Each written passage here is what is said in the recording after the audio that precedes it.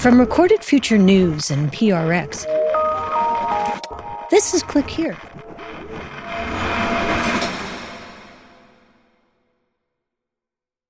Hey, it's Dina. The Click Here team is taking a short summer breather. Today, we're returning to a story that challenged our assumptions. When we think of war, we think of displacement, ruin, exodus. But in rural Russia, some towns have seen just the opposite. They're seeing housing markets boom. So while sanctions and fear might have rearranged the map, for some, it's created opportunity. Take a listen.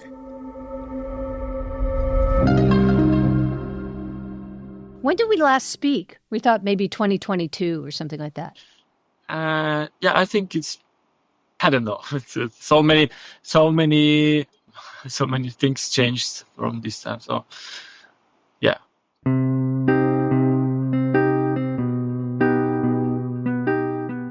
I'm Dina Temple-Raston, and this is Click Here's Mic Drop, an extended interview we think you'd like to hear more of. We brought you the story of Stan, a tech guy who was part of the exodus of professionals who left Russia in the months after the invasion of Ukraine. He has since returned home. On today's Mic Drop, we get a sort of grassroots economic analysis from Stan. And the parts of society he sees thriving or declining as we enter the third year of the war may surprise you.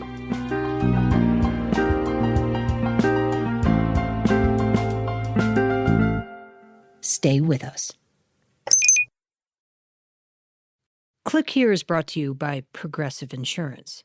Fiscally responsible, financial geniuses, monetary magicians. These are things people say about drivers who switch their car insurance to Progressive and save hundreds. Visit progressive.com to see if you could save. Progressive Casualty Insurance Company has affiliates. Potential savings will vary. Not available in all states or situations. Support for Click Here comes from the Electronic Frontier Foundation. For 35 years, the EFF has been fighting to make sure that when you go online, your rights go with you. And they have a podcast. It's called How to Fix the Internet. And it's all about getting things right in our online world. Season 6 kicked off May 7th with an episode exploring the concept of digital autonomy. The fight for digital rights is bigger and more urgent than ever. EFF is at the forefront of that battle. And because it's member-supported, the more members they have, the more they can fight for our digital rights in state houses, in courthouses, and everywhere. Visit EFF.org/podcast to listen to How to Fix the Internet and join EFF. I'm Dina Temple-Raston, and this is Click Here's Mic Drop. There's this surprising thing happening in Russia. Their economy, in the middle of a war and heavy sanctions, is kind of defying expectations.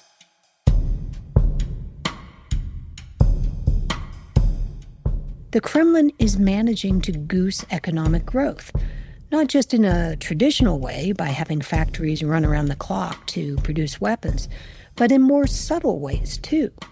Like with these military billboards Stan says are everywhere you look these days.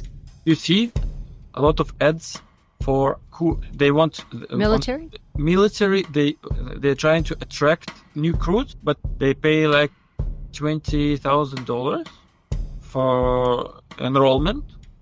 And also like $2,000 per month. So it's a big salary for the average person.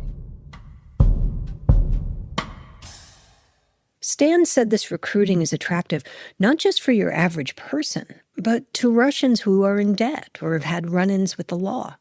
They're all signing up for a very basic reason. In a place where the average wage is about $800 a month, these kinds of military salaries are hard to resist. For them, it's a big chance, big lift if they survive. That is a big if, of course. But for a lot of people, it seems taking the risk has become a rational economic choice. And it's turned rural areas in Russia into boom towns. We have been reading that that these salaries are really changing the economy in the countryside, in the farming lands. Is that true? It's not only in the countryside. In my city, St. Petersburg is the second biggest city, like 5 million people.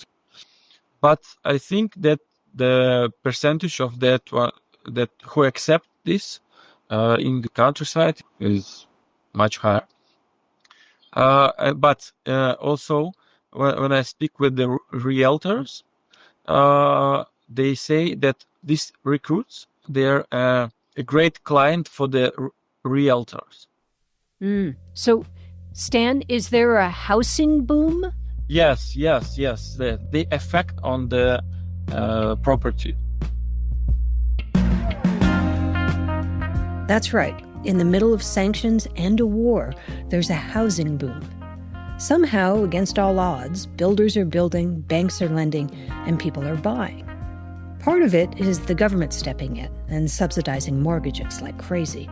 Last summer, Russian homebuyers were getting mortgages for about 8%. Since then, the government has been tightening lending terms and reducing state subsidies. But Stan says now these huge military salaries are picking up the slack. Suddenly, a whole new swath of society is looking to buy. They can buy or rent bigger apartments. For the realtor, this recruit is more valuable than an entrepreneur because they have lower risk. So they would rather sell to a military recruit than to who they know will get money than a guy like you who maybe might not always have money coming in. Yeah. Sure. Wow, that's crazy. That's crazy, yeah.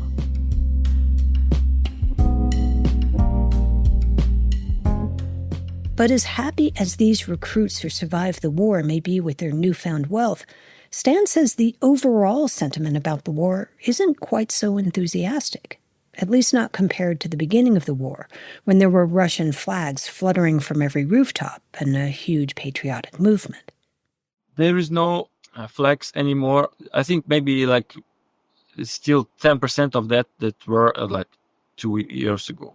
So I think that the locals, they understand now that they are not so emotional, like we will win and so brave.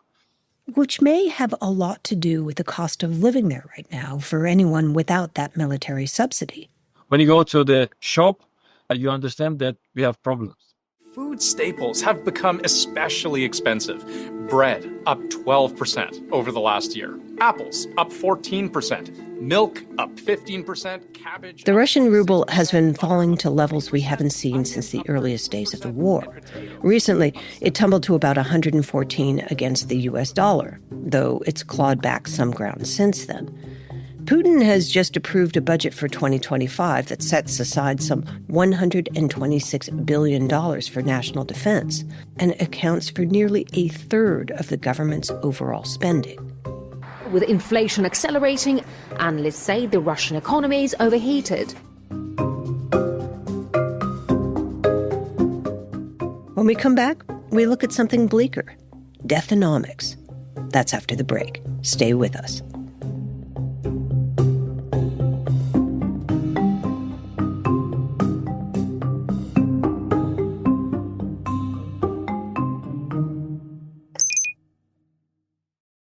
Support for Click Here comes from Quince.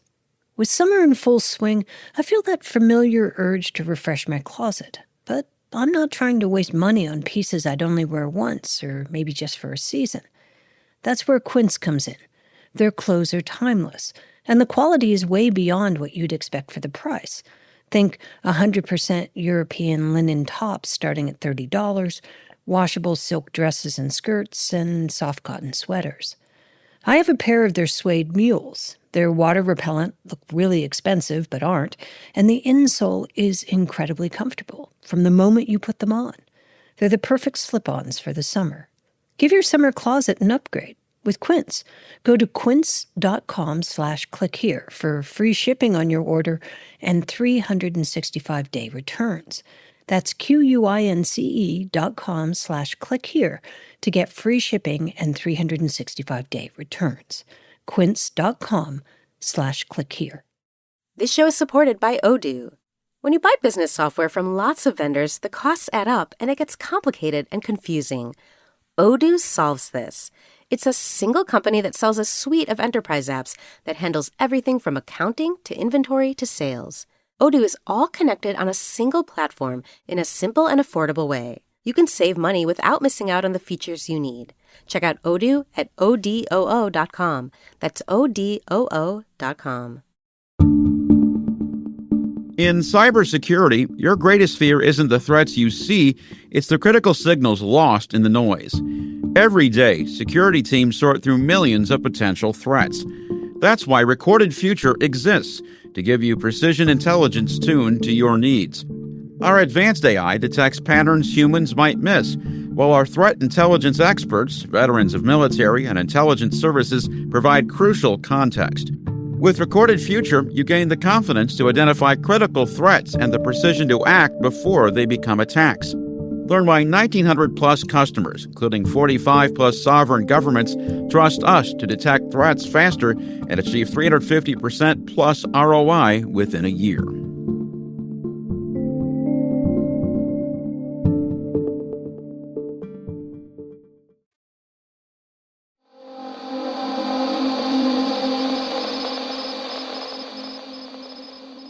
The Russian government is not just paying for recruits. They're paying for deaths on the battlefield, too. A 35-year-old man who fights for at least a year and is killed in battle could have survivor benefits of some $150,000. One economist told the Wall Street Journal that's the equivalent of what he'd make working until the age of 60 in some Russian regions. Economists are now calling it deathonomics.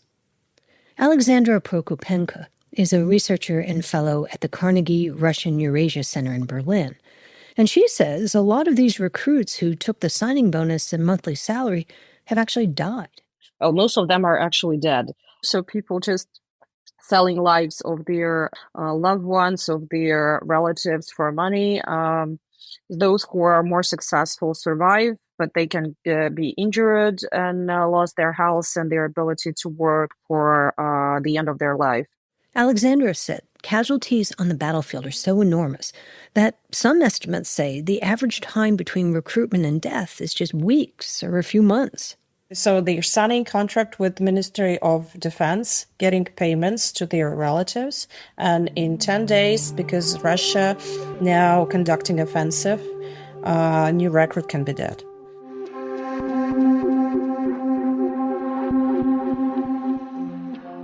So many soldiers have now been killed, the payments are thought to have poured some $30 billion into survivors' pockets and the Russian economy at large.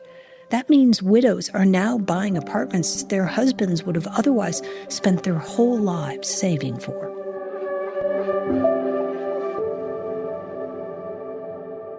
Stan returned to Russia a few months ago, and he's had to ask relatives for loans until he gets back on his feet. In the past, he was the person people in his family came to when they needed money. He has this relative in the cargo business. He is feeling great of his business because they're transiting everything for war. So now his business is going up. So I asked him to borrow some money. He said that he never felt this success before.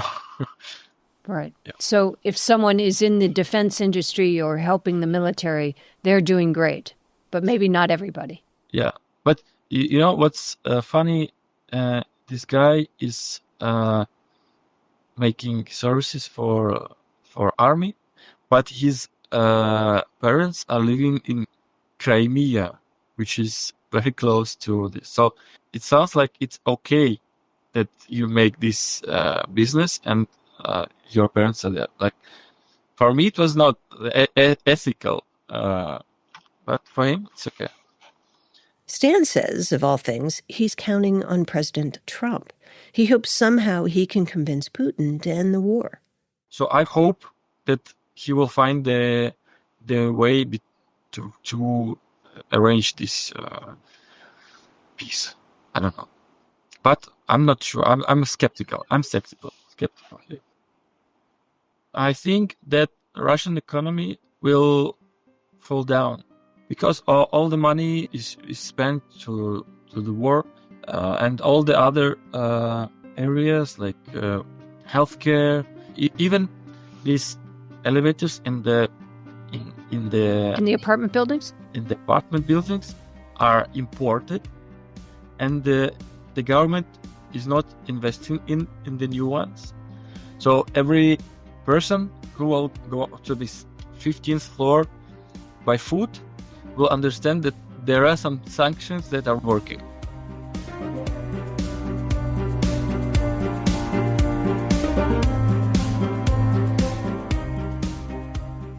From Recorded Future News, this has been Click Here's Mic Drop. It was written and produced by Megan Dietrich, Sean Powers, Erica Guida, Zach Hirsch, Lucas Riley, and me, Dina Temple-Rest. It was edited by Karen Duffin. We'll be back on Tuesday. Have a great weekend.